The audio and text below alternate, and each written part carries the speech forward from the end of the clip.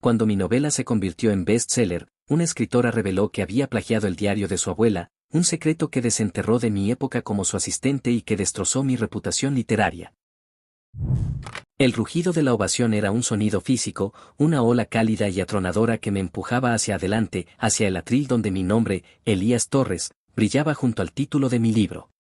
La lámpara de ópalo, mi novela debut, no solo había vendido 100.000 copias en su primera semana, sino que se había convertido en un fenómeno cultural. Los críticos hablaban de una voz nueva, antigua y dolorosamente honesta, elogiando la profundidad melancólica de la prosa y la autenticidad desgarradora del personaje principal. Un artista solitario que documentaba su lenta pérdida de memoria en un cuaderno. Yo, Elías, un joven de 32 años que hasta hace poco sobrevivía redactando correos corporativos y sirviendo cafés, me sentía suspendido en una realidad que se había reescrito de la noche a la mañana. La fama, pensé, era una droga potente, y en ese momento, estaba sobredosis. La euforia, sin embargo, llevaba un contrapeso de ansiedad helada que nadie más podía ver. Se manifestaba como una punzada sutil en el pecho cada vez que alguien elogiaba la originalidad de mi obra. Un pequeño recordatorio de los 2 años que pasé en la sombra de la reconocida y prolífica novelista, Ariadna Vance. Fui su asistente personal, su factotum, un fantasma eficiente que organizaba sus giras, corregía sus pruebas y, crucialmente, administraba su caótico archivo personal. Fue en la mansión de Ariadna, en las estanterías polvorientas de su biblioteca privada, donde mi mano se posó por primera vez sobre la caja de cedro que contenía el diario encuadernado en cuero. Pertenecía a su abuela, Elara Vance, una mujer que, según Ariadna, había muerto joven y sin dejar nada de interés más allá de alguna receta olvidada. Lo que encontré entre sus páginas no eran recetas, sino la crónica de una vida marcada por la misma pérdida de identidad gradual y la sensibilidad artística brutal que ahora definía a mi protagonista. Elara había documentado su enfermedad, sospechaba que Alzheimer prematuro, con una lírica tan cruda y bella que helaba la sangre. Leí el diario en secreto, consumiéndolo de noche en mi diminuto apartamento, y sentí una conexión inmediata, una resonancia que superaba cualquier cosa que hubiera escrito yo mismo. En ese momento, en la cúspide de mi frustración creativa, la línea entre la inspiración y la apropiación se difuminó hasta desaparecer. No robé el diario, lo copié. Transcribí secciones enteras, frases completas, estructuras narrativas, cambiando los nombres, el sexo del protagonista y el contexto geográfico, pero conservando la médula, el alma destilada de la experiencia de Elara.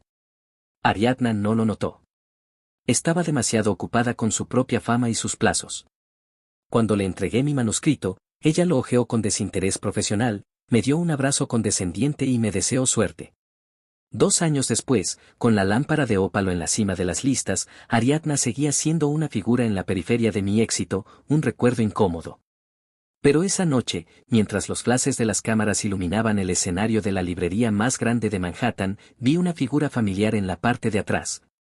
Vestida con un traje de seda color esmeralda que resaltaba su cabello rubio plateado. Era Ariadna Vance, y sus ojos, que normalmente irradiaban una mezcla de hastío intelectual y superioridad, ahora estaban fijos en mí con una expresión que reconocí de inmediato. La de un depredador que acaba de identificar a su presa. La sonrisa que me dedicó no era de felicitación, era un preaviso. El eco silencioso del secreto, pensé con un escalofrío, estaba a punto de convertirse en un grito. La firma de libros terminó como un torbellino. Cientos de caras sonrientes, libros mañoseados y frases de elogio repetidas hasta el cansancio. Cuando el último fan se marchó, dejé caer el bolígrafo, sintiendo el peso de la responsabilidad literaria y el agotamiento físico. Mi editora, Sara, una mujer pequeña y enérgica que manejaba el caos con una calma zen, me palmeó el hombro y se dirigió a hablar con el personal de la librería. Fue en ese respiro, en la relativa calma que siguió a la tormenta de la fama instantánea, que la sombra de Ariadna Vance se materializó a mi lado. Ella no caminaba, se deslizaba, y su presencia llenaba el espacio de un aroma a sándalo y ambición sin disimulo. Elías, dijo, y la manera en que pronunció mi nombre no era casual. No era el saludo afectuoso de una antigua jefa, sino la pronunciación deliberada de un superior que se dirige a un subalterno que ha tenido un ascenso inesperado. Me giré, forzando una sonrisa que se sintió tan falsa como las promesas de un político. Ella era, como siempre, impecable, la personificación de la elegancia literaria, una figura que la prensa amaba por su inteligencia mordaz y su belleza atemporal. Sin embargo, en la intimidad de nuestra conversación, había una punta helada en sus ojos que nunca se disolvía. Ariadna. No esperaba verte por aquí, respondí, intentando sonar casual. La verdad era que había estado esperando este momento, temiéndolo, sabiendo que mi antiguo secreto laboral era una bomba de tiempo con un temporizador que ella controlaba.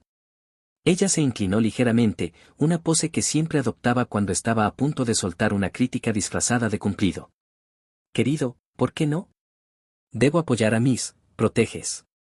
Es mi deber moral. Y mira qué éxito. La lámpara de ópalo. Es tan emotiva. Tan visceral. Realmente has canalizado una experiencia de vida muy profunda, ¿no es así, Elías? Algo que va más allá de tus años de juventud. Su tono era melifluo, pero cada palabra era una aguja.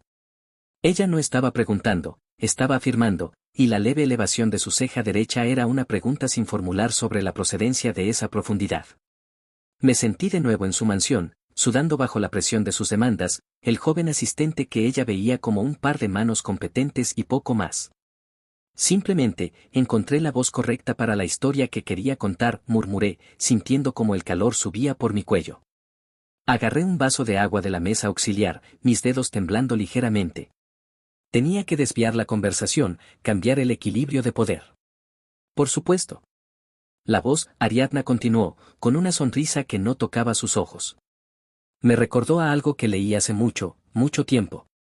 Algo que pertenecía a mi familia. Ya sabes, Elías, pasaste 2 años catalogando mis archivos. Debiste ver cosas fascinantes. Objetos que otros considerarían basura, pero que para una familia significan la herencia. Los diarios, por ejemplo. Son tan íntimos, ¿verdad? Tan llenos de la esencia de una persona que ya no está. La alusión era tan directa que me golpeó como un puñetazo invisible. No estaba usando un código, estaba usando una advertencia. Ella sabía. La certeza me inundó, barriendo mi fachada de autor exitoso. Mi mente corrió a la caja de cedro, al olor a papel viejo, a la caligrafía elegante y temblorosa de Elara. ¿Cómo lo había descubierto? ¿Un cambio en la caja? ¿Un inventario que hice mal? Los archivos de la señora Elara Vance eran ciertamente extensos. Mucho material histórico para su próxima novela, de hecho, logré decir, intentando mantener la compostura. Ariadna se rió, un sonido seco y gutural que me recordó al crujir del hielo. Oh, Elías. Nunca he tenido intención de usar el material de mi abuela para una novela.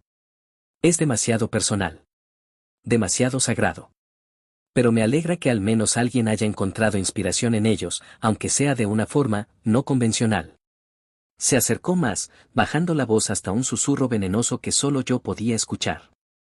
Estoy muy orgullosa de tu éxito. Me entristecería mucho que la gente pensara que este éxito no es enteramente tuyo. Pero no te preocupes, Elías. Por ahora, es nuestro pequeño secreto literario. Solo quería, ya sabes, felicitarte personalmente. Se dio la vuelta antes de que pudiera responder, dejando solo el rastro de su perfume y la promesa de una destrucción inminente. El mensaje era claro, ella tenía la llave de mi reputación y la usaría cuando le fuera conveniente. La euforia de mi bestseller se había evaporado por completo, reemplazada por el terror de la verdad. Acababa de darme cuenta de que el libro que había salvado mi carrera sería el que la destrozaría, y Ariadna se aseguraría de que el colapso fuera espectacular. Elías regresó a su piso en Brooklyn no con la sensación de ser un autor aclamado, sino con la de ser un criminal que acababa de dejar una huella dactilar gigante en la escena de un crimen. Las palabras de Ariadna se repetían en un bucle cruel. Me entristecería mucho que la gente pensara que este éxito no es enteramente tuyo. La sutil ironía, la malicia contenida en la felicitación, era más potente que cualquier grito. Elías miró el montón de ejemplares firmados de la lámpara de ópalo en su mesa de centro, y el papel, que antes le parecía sagrado, ahora se sentía como una burla. El manuscrito, que era su pasaporte a una nueva vida, se había transformado en la prueba de un hurto. La paranoia se instaló como un inquilino no deseado. Empezó a ver la figura de Ariadna en todas partes. En la entrevista de radio que se suponía que debía ser una celebración, el presentador le preguntó con demasiada insistencia sobre sus fuentes de inspiración más oscuras, y Elías casi se atraganta con la respuesta. Al revisar los comentarios en redes sociales, la admiración habitual se mezclaba con algunas preguntas aisladas y molestas que antes había ignorado. ¿No es curioso que el tono de Torres sea tan similar al del estilo temprano de Vance?, preguntaba un comentarista anónimo, lo cual Elías desestimó como la habitual tontería de Internet.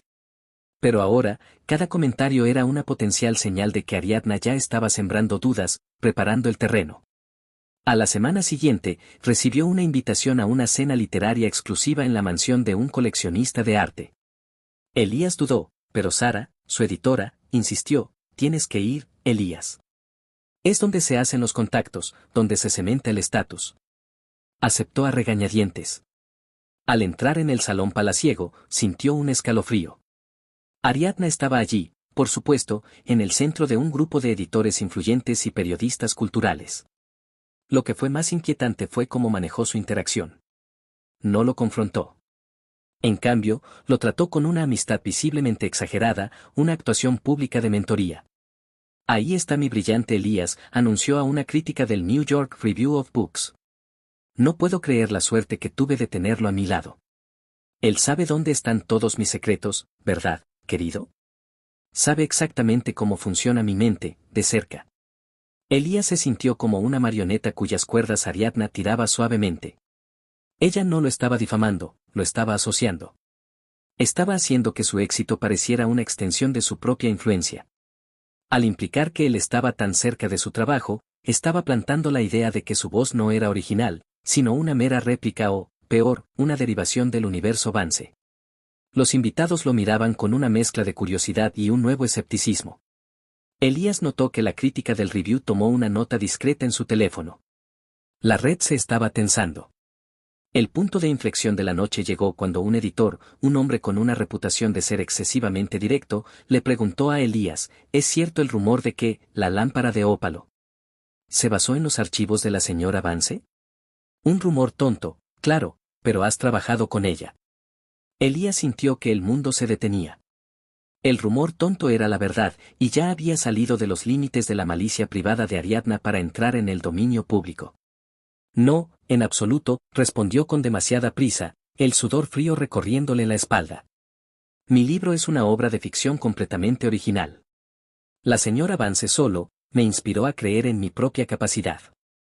Ariadna se acercó, poniendo una mano tranquilizadora en mi brazo, una serpiente elegante.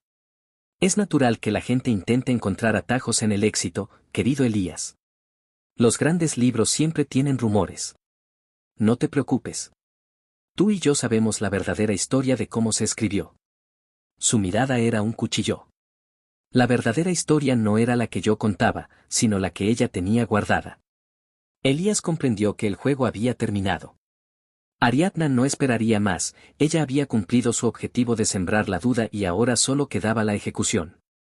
Se disculpó rápidamente, huyendo de la cena, sabiendo que el siguiente capítulo de su vida no sería escrito por él, sino revelado por ella, y sería devastador. El golpe no llegó en forma de una demanda legal, sino como un artículo de opinión en la revista literaria más prestigiosa del país, The Atlantic Monthly. Elías lo vio a las 7 de la mañana, mientras su agente lo llamaba histéricamente. El titular era una guillotina, la lámpara rota, el bestseller de Elías Torres es un homenaje, o un engaño. El autor del artículo era, por supuesto, Ariadna Vance. Elías se sentó en su sofá, sintiendo un vértigo que no tenía nada que ver con el sueño. El texto de Ariadna era una obra maestra de la crueldad bien articulada. No lo acusaba directamente de plagio en la primera línea, ella era demasiado inteligente para eso, sino que comenzaba con una meditación lírica sobre la ética de la inspiración y el deber del escritor hacia el legado. Luego, con una transición fría y precisa, introducía la figura de su abuela, Elara Vance, una artista silenciada por el tiempo y la enfermedad, cuyo diario personal ella, Ariadna, había descubierto recientemente. El artículo pivotaba entonces hacia su época como mi asistente, un periodo que ella describía con una condescendencia dolorosa. Elías Torres era un joven prometedor, dotado de ambición pero carente de una voz propia. Confié en él ciegamente, otorgándole acceso total a mi archivo familiar, incluyendo la caja de cedro que contenía la memoria de mi abuela. Y luego venía el golpe de gracia, el momento que destrozaba mi vida y mi carrera. Tras leer con fascinación y creciente desconcierto La lámpara de ópalo, la novela que ha cautivado a tantos por su supuesta autenticidad desgarradora, me sentí obligada a confrontar los paralelismos. Al cotejar extractos del diario inédito de Elar Avance con fragmentos clave de la novela de Elías, la verdad es innegable y dolorosa. No se trata de inspiración, se trata de una apropiación sistemática de la experiencia y la prosa íntima de una mujer que no puede defenderse. Las metáforas sobre la luz que se apaga lentamente, la descripción detallada de la desorientación espacial, e incluso diálogos enteros que yo misma reconocí de la caligrafía de mi abuela, han sido trasplantados. Palabra por palabra, con solo un cambio de género y escenario. Ariadna había adjuntado fotografías de 2 páginas del diario manuscrito de Elara, una al lado de un fragmento exacto de mi novela, cuidadosamente resaltado. La evidencia era irrefutable y devastadora. La comparación era un espejo que mostraba mi crimen con una claridad brutal. El término plagio nunca se mencionaba explícitamente en el cuerpo principal del texto, pero la implicación era más dañina que la acusación directa. Ella apelaba a la sensibilidad del público, pintándose a sí misma como la guardiana traicionada de la memoria de su abuela, mientras yo quedaba reducido a la figura del asistente ingrato y ladrón. El teléfono de Elías no paraba de sonar. Era Sara, que gritaba algo incomprensible sobre cancelar todas las apariciones. Era mi madre, llorando, preguntando si todo era verdad. Eran los periodistas, cuyos mensajes de texto exigían una declaración inmediata. Elías se sintió de repente pequeño y desnudo. La fama, que había sido una burbuja brillante, estalló, y los fragmentos de cristal cortaron la piel de su reputación. En cuestión de horas, los elogios en línea se convirtieron en vitriolo. Los fans se sentían estafados, los críticos se retractaban de sus reseñas y el público en general disfrutaba del drama moral, ansioso por ver caer a un ídolo recién acuñado. Elías sabía que era inútil negarlo. La evidencia estaba en la página, y la única forma de defenderme sería revelar la miseria de mi propia frustración y la tentación que me había llevado al robo, algo que solo empeoraría la percepción pública. En ese instante, supo que Ariadna Vance no solo quería exponerlo, quería aniquilarlo. La caja de cedro, que había contenido la clave de su éxito, se había convertido en su ataúd profesional. Su bestseller era ahora un ancla de vergüenza que lo hundía en el abismo del descrédito literario. El mundo exterior se encogió para Elías hasta convertirse en los límites de su apartamento. El teléfono, que hasta el día anterior era un símbolo de su conectividad y ascenso, se había transformado en una sirena de alarma. Vibrando sin cesar con llamadas de números desconocidos y correos electrónicos de suscriptores de noticias que solo buscaban el drama. La respuesta de su editorial fue rápida y brutal, guiada por el pánico de una corporación que intenta salvar su imagen. 2 días después de la publicación del artículo de Ariadna, Sara, su editora, apareció en su puerta con el rostro demudado. No había calidez, solo una formalidad tensa. Me entregó una carpeta con el logo de la editorial. Elías, dijo, sin mirarme a los ojos, lo siento mucho. Pero tenemos que tomar medidas. Los minoristas están devolviendo el stock en masa. La reimpresión que estaba programada para la próxima semana, ha sido cancelada. Ilegalmente. Hizo una pausa dolorosa. Tenemos que cesar la distribución de La lámpara de ópalo, de inmediato. El contrato de tu segundo libro queda suspendido indefinidamente. Elías no pudo enfadarse. La lógica de su destrucción era implacable. Su editora, que antes había brindado por él con fervor, ahora hablaba como una abogada, usando términos fríos como incumplimiento de contrato, cláusula de moralidad y daños a la reputación.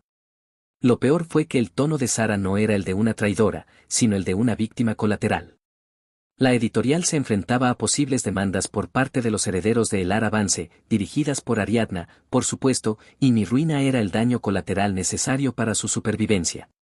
Ella recogió la caja de ejemplares firmados que aún quedaban y se marchó, dejando tras de sí un silencio que parecía pesar toneladas.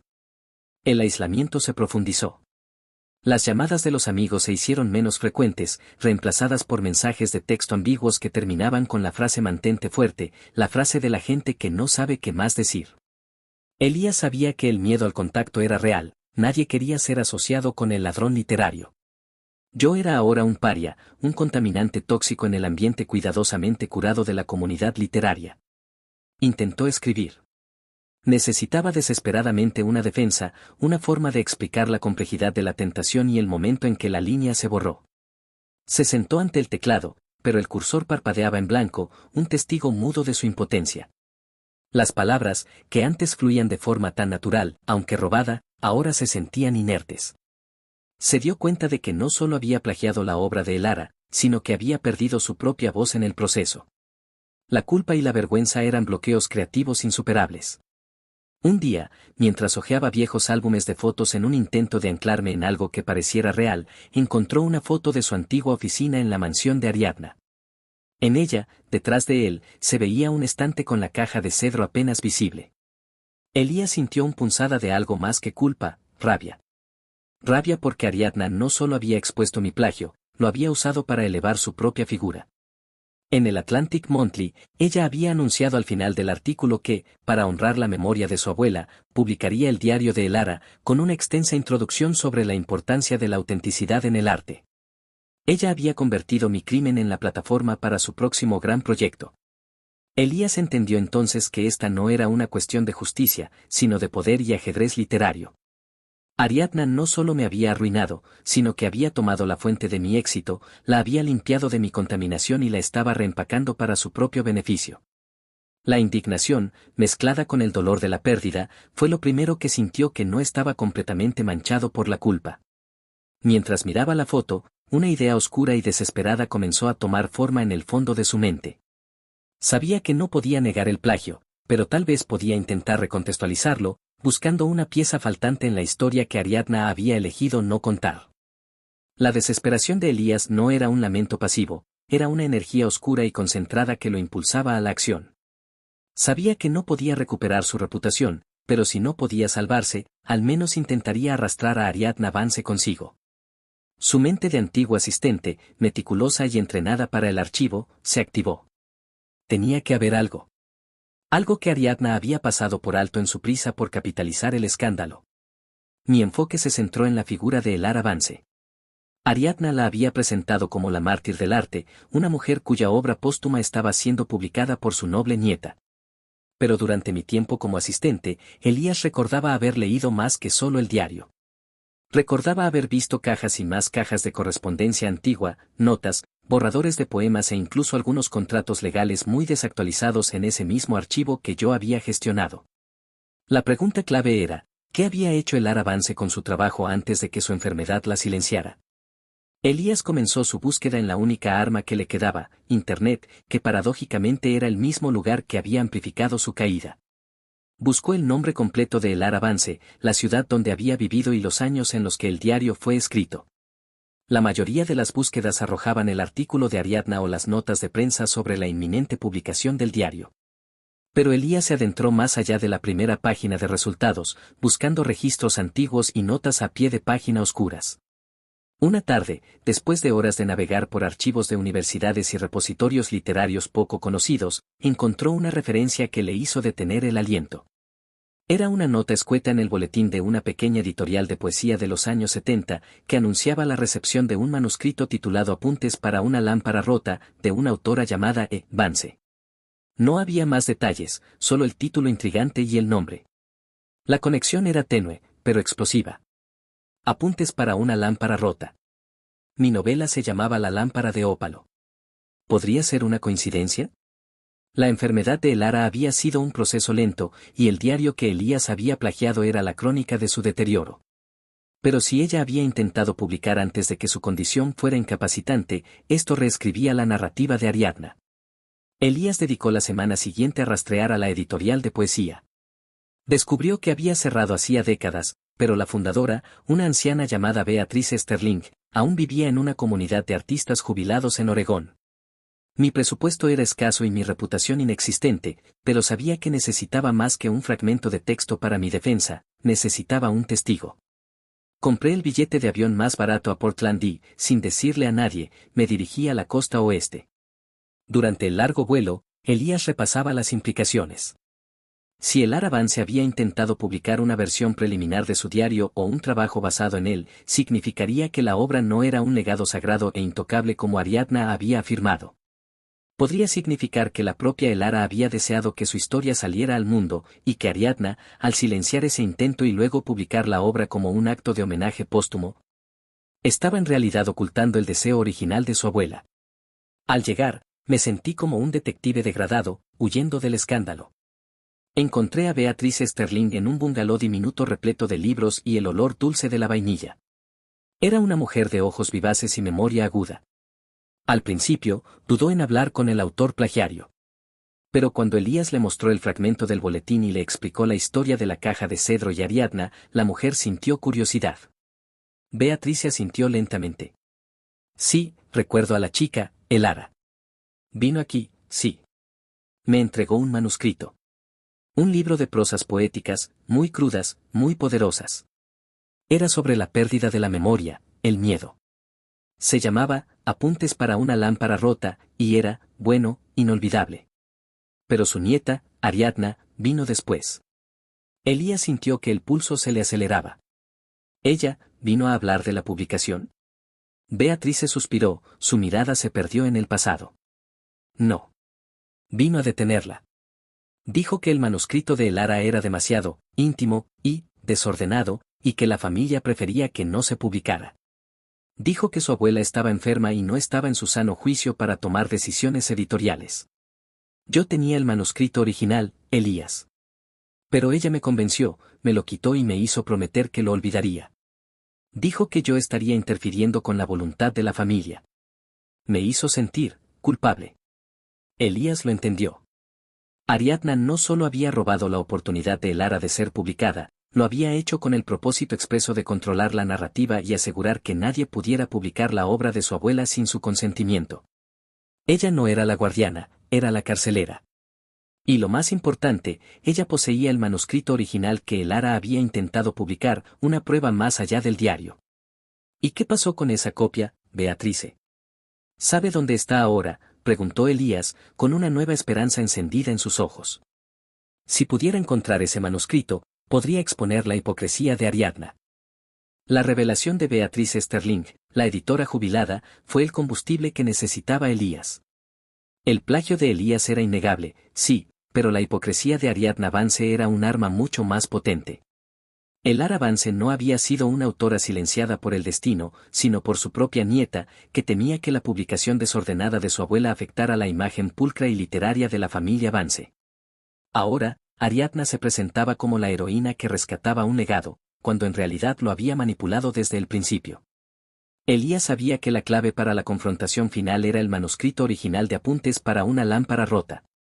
La existencia de ese documento no solo probaría que Elara deseaba publicar, sino que también revelaría la extensión del control de Ariadna sobre el pasado de su abuela. ¿Pero dónde estaría? Ariadna lo había tomado hacía décadas.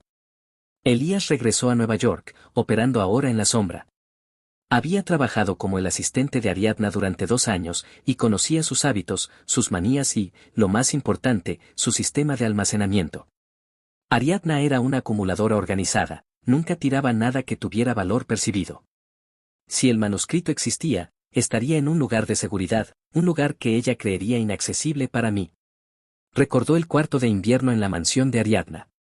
No era un cuarto, sino una pequeña habitación acorazada en el sótano, a la que Ariadna llamaba con ironía.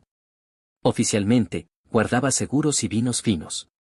Extraoficialmente, Elías sabía que Ariadna guardaba allí los documentos más sensibles, aquellos que no quería que el personal de limpieza o los paparazzi encontraran, diarios de amantes, contratos de libros fallidos. Y el grueso de la correspondencia familiar. Acceder a la mansión era una quimera. Ariadna no era estúpida, sin duda habría cambiado las claves y el personal. Elías se pasó 2 días monitoreando la actividad pública de Ariadna. Finalmente, la oportunidad se presentó, un anuncio en la prensa indicaba que Ariadna Vance viajaría a Europa para un ciclo de conferencias de 2 semanas sobre ética y pertenencia en la literatura moderna. Un título que Elías encontró nauseabundamente irónico. Actuando rápidamente, Elías contactó a un antiguo conocido de sus días de universidad, un especialista en seguridad que debía un favor. Le proporcioné un mapa del perímetro y los detalles de las viejas contraseñas del sistema de seguridad que recordaba haber cambiado. No se trataba de un robo violento, sino de un acceso quirúrgico y rápido.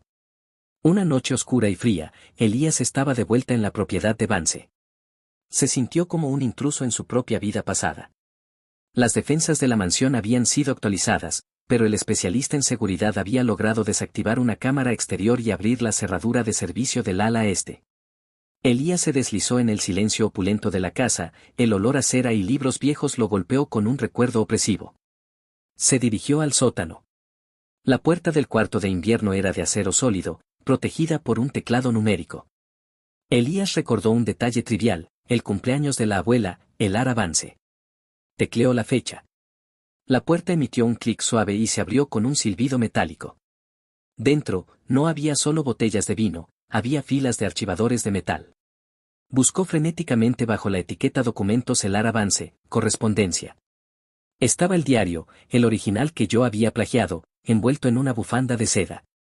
Y justo al lado, en una carpeta etiquetada simplemente como rechazado, 1974, estaba, el manuscrito. Era delgado y mecanografiado en papel amarillento, con notas a lápiz en el margen. El título, Apuntes para una lámpara rota, era visible en la portada. Elías lo tomó, sintiendo el peso de la historia y el potencial destructivo de la prueba. El manuscrito no solo confirmaba lo dicho por Beatrice, era el testimonio físico de la manipulación de Ariadna. Si Elías publicaba este manuscrito, la narrativa de Ariadna se desmoronaría, y ella pasaría de ser la noble guardiana del legado a la censora egoísta.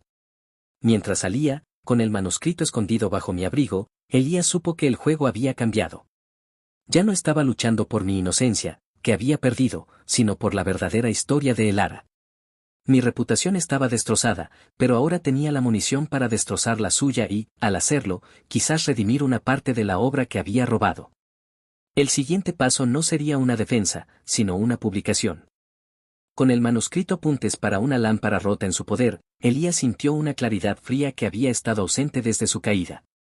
Ya no era el ladrón acorralado, sino el único testigo de una injusticia histórica perpetrada por la propia Ariadna.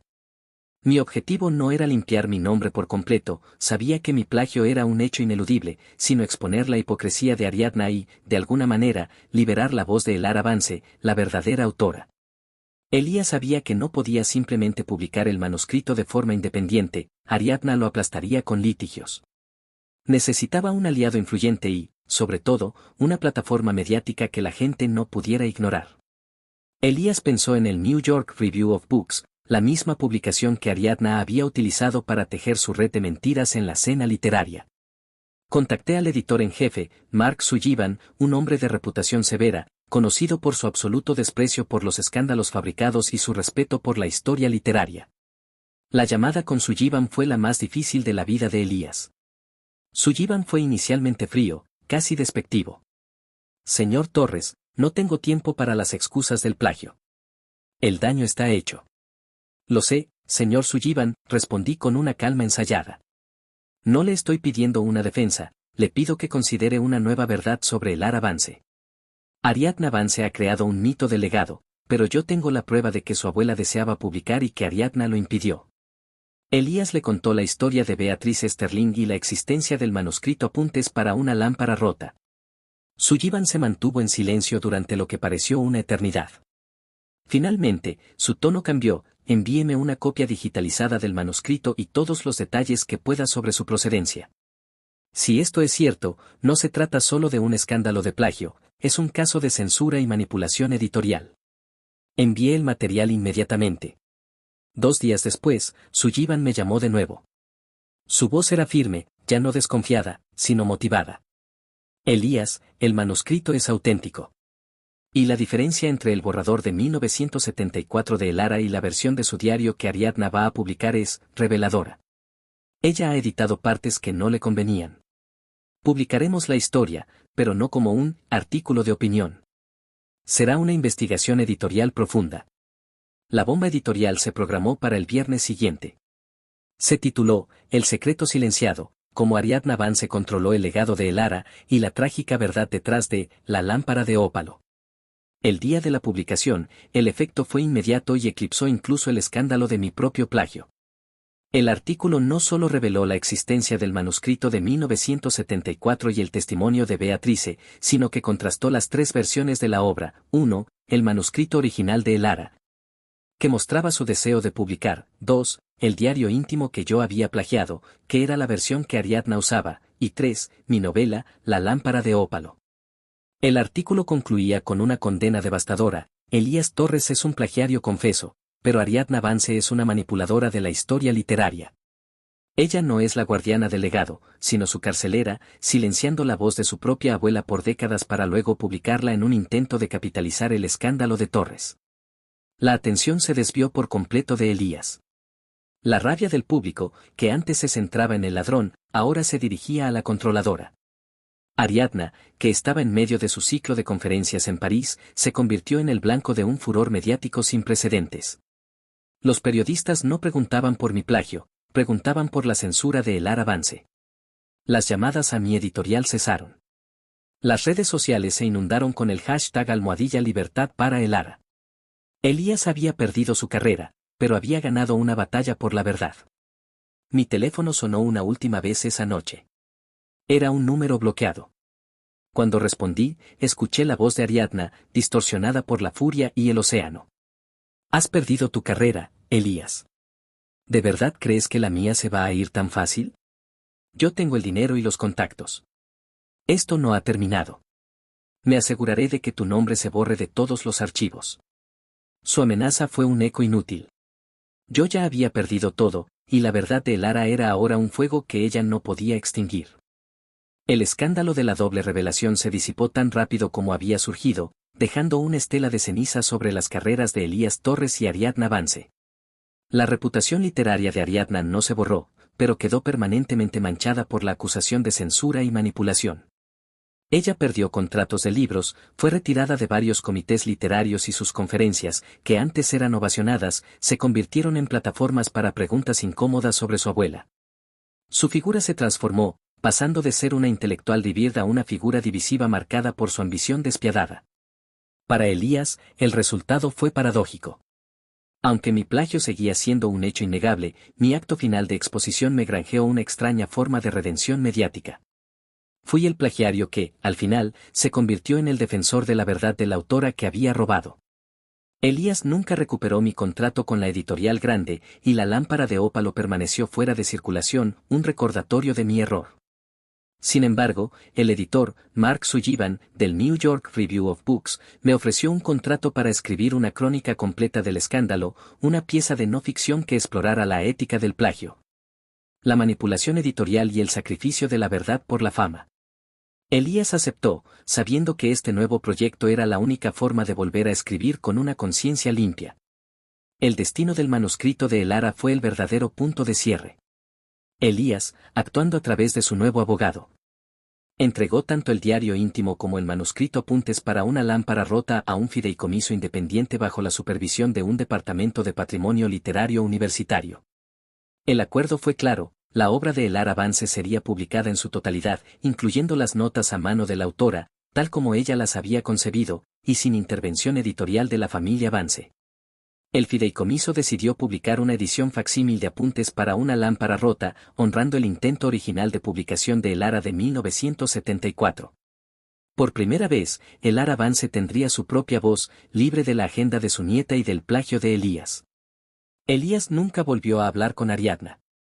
Ella se retiró de la vida pública por un tiempo, sumergiéndose en una escritura más oscura y menos comercial, luchando por encontrar una audiencia que la viera más allá de su escándalo. Elías, por su parte, se mudó de la ciudad. Mi crónica se publicó un año después con críticas cautelosas pero respetuosas, no por su mérito literario, sino por su honestidad brutal. No era un bestseller, pero era mío, cada palabra escrita con el peso de la experiencia y la culpa. Elías entendió que mi reputación literaria nunca se recuperaría de la forma que había soñado. Mi nombre siempre estaría unido a la palabra plagio. Pero al revelar la verdad de Elara, había hecho las paces con el fantasma de la abuela. Mi éxito había sido falso, construido sobre un robo. Mi fracaso, sin embargo, me había permitido hacer lo único honesto que podía hacer: redimir el legado de otro. Elías ya no escribía para la fama, sino para el registro, aceptando mi lugar en la historia literaria como una advertencia más que como una inspiración. Elías, sentado solo en mi nuevo estudio minimalista, recibió una copia de la edición publicada de Apuntes para una lámpara rota. Era un libro modesto, de tapas sencillas, pero su existencia era la prueba de mi turbulenta odisea. Al abrirlo, vi una breve nota de la editorial del fideicomiso.